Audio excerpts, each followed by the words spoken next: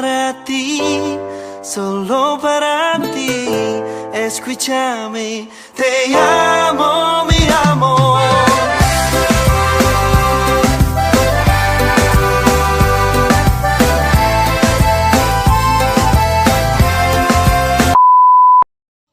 Bismillahirrahmanirrahim. Assalamualaikum warahmatullahi wabarakatuh.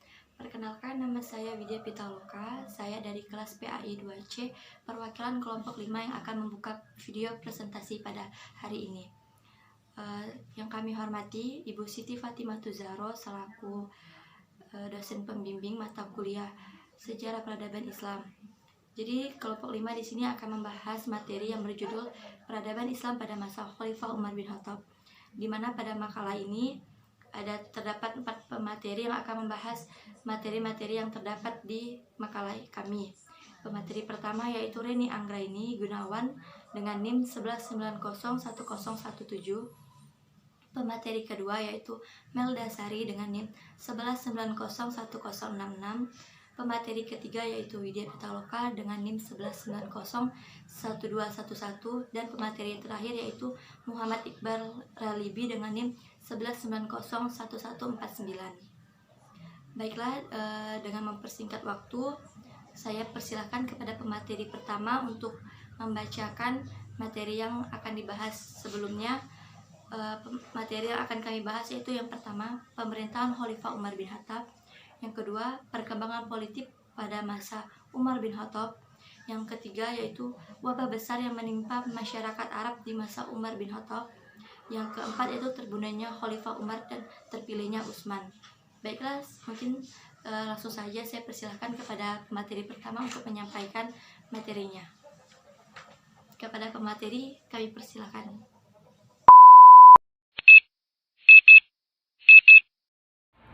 Bismillahirrahmanirrahim. Assalamualaikum warahmatullahi wabarakatuh.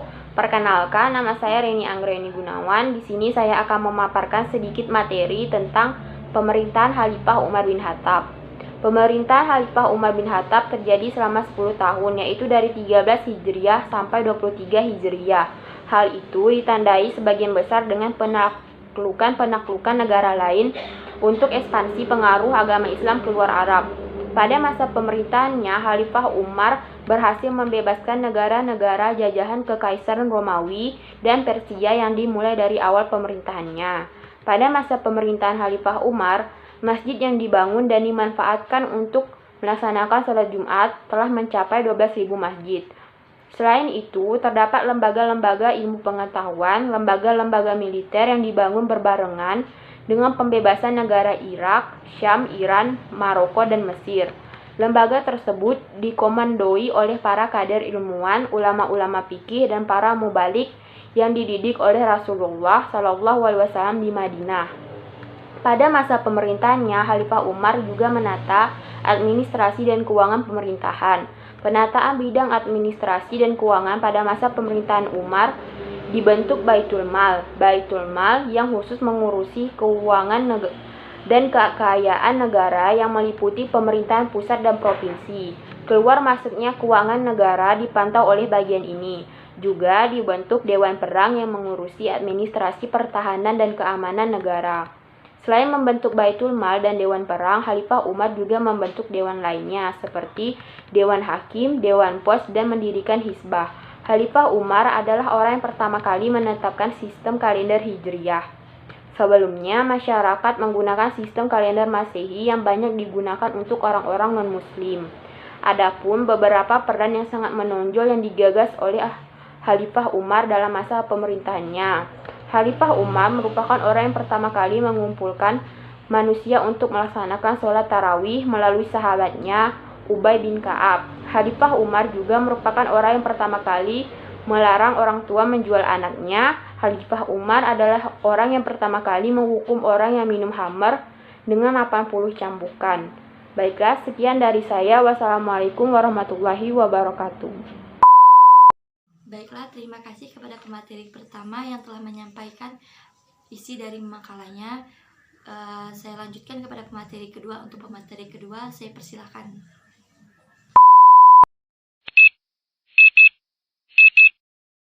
Assalamualaikum warahmatullahi wabarakatuh. Perkenalkan, nama saya Melda Sari, NIM 11901066.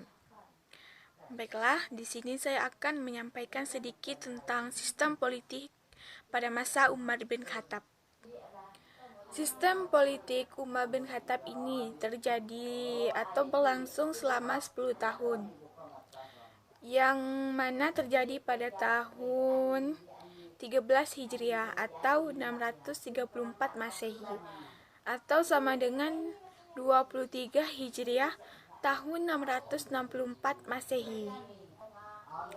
Sistem politik Umar ini adalah sistem politik Arab, di mana sistem politik ini mengutamakan yang namanya keadilan. Sistem politik Umar ini dianggap berhasil. Hal itu ditandai sebagian besar dengan penaklukan negara lain untuk ekspansi negara pengaruh negara Islam di luar Arab. Pada masa politik Umar bin Khattab, dia berhasil membebaskan negara-negara jajahan Kekaisaran Romawi dan Persia yang dimulai awal pemerintahannya. Baiklah, mungkin sekian dari saya, dan mohon maaf atas kesalahan yang ada pada video ini. Kurang lebihnya saya ucapkan wassalamualaikum warahmatullahi wabarakatuh. Baiklah, terima kasih kepada pemateri kedua yang telah memaparkan isi dari makalahnya. Baiklah, selanjutnya saya persilakan kepada pemateri 3 untuk melanjutkan materi yang akan dibahasnya. Untuk pemateri ketiga, kami persilakan. Bismillahirrahmanirrahim. Assalamualaikum warahmatullahi wabarakatuh. Perkenalkan, nama saya Widya Pitaloka. Saya dari kelas PAI 2C dari kelompok 5 dengan NIM 11901211. Saya di sini akan membahas tentang wabah besar yang menimpa masyarakat Arab di masa Umar bin Khattab. Pada masa Umar bin Khattab, wilayah Hijaz diliputi kekeringan dan paceklik. Semua orang mengalami masa yang sulit. Permukaan tanah menjadi gersang, hewan ternak banyak yang mati, manusia pun menderita kelaparan. Sehingga mereka terpaksa mengkonsumsi tulang-tulang yang telah rusak dan menggali lubang-lubang tikus untuk mencari sesuatu yang bisa dikonsumsi. Binatang buas pun tampak berkeliaran di sekitar pemukiman karena tidak mendapatkan makanan di malam bebas. Permukaan tanah pun menghitam karena kemarau yang panjang, sehingga warnanya seperti abu. Maka tahun itu pun terkenal dengan sebutan tahun kelabu. Pada suatu malam, Umar berkeliling melihat situasi di kota Madinah. Dia tidak melihat seorang pun penduduknya yang tertawa atau bercengkrama seperti yang biasa mereka lakukan. Bahkan tidak ada satupun yang bertanya atau meminta. Umar pun mempertanyakan kondisi tersebut. Seseorang menjawab bahwa mereka telah sering bertanya dan meminta, tapi mereka tak pernah mendapatkan jawaban. Mereka pun berhenti bertanya. Semua orang mengalami kesulitan dan kesempitan hidup, sehingga mereka tak bisa lagi bercengkrama dan tertawa. Kondisi tersebut membuat Umar merasakan kesedihan yang mendalam. Setiap malam dia memohon kepada Allah Subhanahu wa Ta'ala agar musibah dan bala ini segera berakhir. Ibnu Umar pun menceritakan salah satu situasi tersebut. Pada masa paceklik, Umar bin Khattab memiliki suatu kebiasaan baru, yaitu setelah selesai mengimami sholat Isya, dia langsung pulang dan melakukan sholat malam sampai menjelang subuh. Kemudian ia keluar menelusuri lorong-lorong jalan. Ibnu Umar juga pernah mendengar Umar bin Khattab pada suatu malam mengucapkan, "Ya Allah, jangan engkau jadikan kebiasaan umat Muhammad pada masa kepemimpinanku." Kemudian Umar pun mengirim surat kepada gubernur di berbagai wilayah kekhalifahannya, meminta mereka mengirimkan bantuan makanan dan pakaian untuk menutupi kebutuhan mereka. Di antara yang dikirimi surat adalah Amr bin As di Mesir, Muawiyah bin Abi Sufyan di Syam, dan Sa'ad bin Abi Waqqas di Irak. Surat yang ditujukan pada Umar bin As pun berbunyi, "Bismillahirrahmanirrahim, dari hamba Allah Umar kepada Asi bin Asi atau Amr bin As ba'da salam. Apakah engkau membiarkan saya dan penduduk saya binasa, sementara engkau dan pendukungmu hidup senang? Kirimkanlah bantuan. Amr pun segera mengirim bantuan, makanan dan pakaian melalui jalur darat dan laut. Bantuan lewat jalur laut terdiri dari 20 kapal yang memuat gandum dan lemak, sementara lewat jalur darat terdiri dari 1000 unta yang memuat gandum dan ribuan helai pakaian. Sedangkan Muawiyah mengirim 3000 unta yang membawa gandum dan 3000 unta lainnya dengan muatan pakaian. Sementara dari Kufah datang bantuan 2000 unta yang membawa gandum. Para pegawai kekhalifahan pun segera membagikan bahan makanan tersebut ke seluruh penduduk Madinah.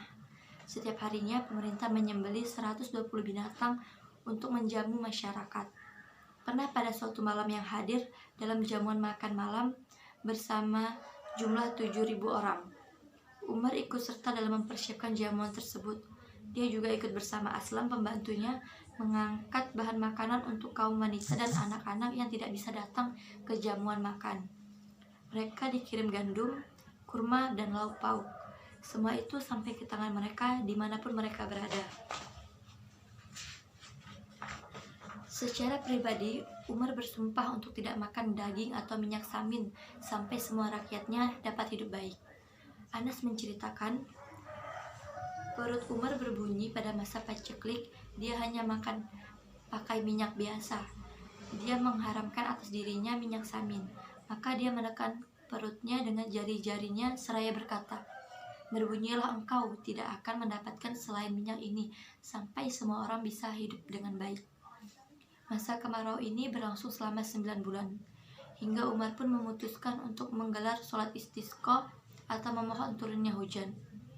Abdullah bin Niyar al-Aslami meriwayatkan, ketika Umar memutuskan untuk melakukan sholat istisqa bersama seluruh rakyat Madinah, dia mengirim surat kepada seluruh gubernurnya untuk ikut keluar melaksanakan sholat istisqa pada hari yang telah ditentukan, memohon pada Tuhan mereka untuk mengangkat kemarau ini dari mereka. Pada hari yang telah disepakati itu, Umar keluar dengan menggunakan jubah Rasulullah SAW. Sesampainya di tempat sholat, dia berkhutbah dan memanjatkan doa kepada Allah. Semua orang yang hadir pun turut memohon dengan sangat. Dalam doanya, Umar memperbanyak mengucapkan istighfar. Ketika akan mengakhiri doanya, Umar mengangkat tangannya tinggi-tinggi, merubah posisi pakaiannya. Yang kanan dialihkan ke sebelah kiri dan yang kiri ke sebelah kanan. Lalu dia kembali mengangkat tangan dan melanjutkan doa sambil menangis cukup lama hingga membasahi janggutnya. Diriwayatkan dari Anas, ketika terjadi kemarau panjang, Umar bin Khattab radhiyallahu anhu meminta hujan dan berwasilah kepada Abbas bin Abdul Muthalib. Dia berdoa bahwa dulu mereka meminta hujan dengan perantara nabi mereka, kemudian Allah menurunkan hujan untuk mereka. Sekarang mereka meminta hujan yang perantara paman nabi, maka ia meminta Allah turunkan hujan kepada mereka. Sebelum mereka sampai ke rumah mereka, langit pun mendadak mendung dan gelap sebagai tanda akan turun hujan. Baiklah, mungkin sekian materi yang dapat saya sampaikan tentang wabah besar yang menimpa masyarakat Arab di masa Khalifah Umar bin Khattab. Selebihnya saya mohon maaf dan terima kasih atas semua yang telah terjadi. Wassalamualaikum warahmatullahi wabarakatuh. Baiklah, terima kasih kepada pemateri ketiga yang telah menyampaikan isi dari makalahnya.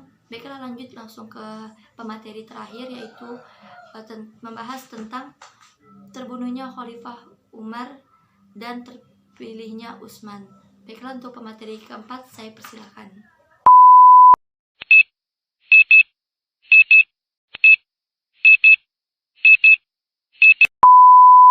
Bismillahirrahmanirrahim. Assalamualaikum warahmatullahi wabarakatuh. Di sini saya akan menyampaikan materi tentang terbunuhnya Khalifah Umar bin Khattab.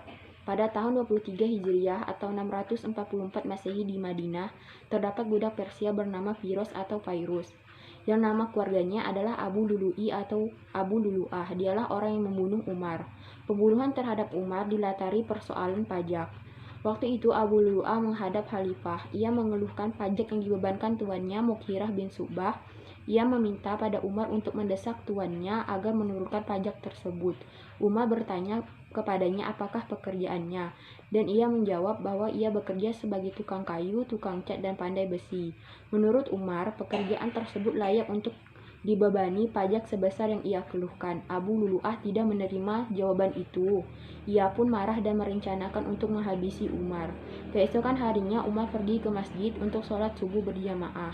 Di sisi lain, Abu Lu'lu'ah pun pergi ke masjid dengan membawa sebilah belati. Saat Umar mengimami sholat subuh, Abu Lu'lu'ah tiba-tiba menerobos dari belakang dan menghujamkan belatinya sebanyak 6 kali ke tubuh Umar. Salah satunya mengenai punggung. Sang khalifah terkapar dan berlumur darah. Sementara itu Abu Lu'lu'ah dalam kondisi terpojok juga melukai jamaah lain dan akhirnya bunuh diri. Mulanya kaum muslimin terhibur karena mereka mengira Khalifah Umar akan pulih. Namun saat tabib yang memeriksanya memberikan minuman hangat berupa campuran kurma dan susu yang diberikan kepada Khalifah, minuman itu keluar dari luka-lukanya. Dan pada akhirnya pada tanggal 25 Zulhijjah 23 Hijriyah atau 3 November 644 Masehi, Umar bin Khattab, sahabat Rasulullah yang semula amat keras menentang Islam dan berbalik menjadi pembela Islam yang gigih itu, akhirnya meninggal dunia. Baiklah, sekian dari saya. Terima kasih. Wassalamualaikum warahmatullahi wabarakatuh. So then when I'm finished, I'm all about my business and ready to save the world.